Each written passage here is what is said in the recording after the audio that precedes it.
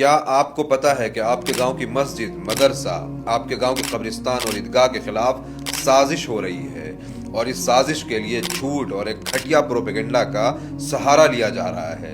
हमने ये खूब सुना है कि इंडिया में वक्फ बोर्ड डिफेंस और रेलवे के बाद सबसे ज्यादा लैंड ओन करती है, जो कि 9,40,000 एकड़ जमीन है। कंट्री का तीसरा सबसे बड़ा जमीन का मालिक। रेलवे और सेना के बाद सबसे ज्यादा उसने जमीनों पे कब्जा कर लिया। इंडियन डिफेंस और इंडियन रेलवेज के बाद थर्ड लार्जेस्ट प्रॉपर्टी होल्डर है वक्फ board. The country's third largest landowner after the Indian Railways and also after our armed forces. सेना और रेलवे के बाद भारत में सबसे ज्यादा अगर जमीन किसी के पास है तो वो वक्फ बोर्ड है।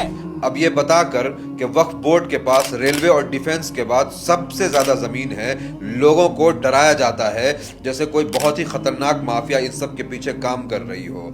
मगर हमें ये किसी ने नहीं बताया कि अकेले उड़ीसा में सिर्फ 13 मंदिरों के पास 12 लाख एकड़ जमीन है।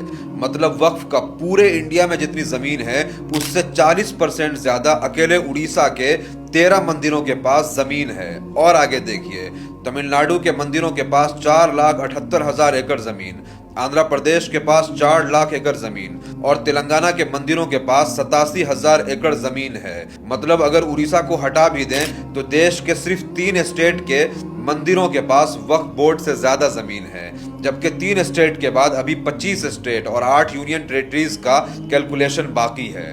तो सोचिए कि Waqf board third largest land owner है, ये झूठ और प्रोपेगेंडा कहां डस्टबिन में जाएगा? फिर वो लैंड जिहाद, जमीन जिहाद जैसे प्रोपेगेंडा का क्या होगा?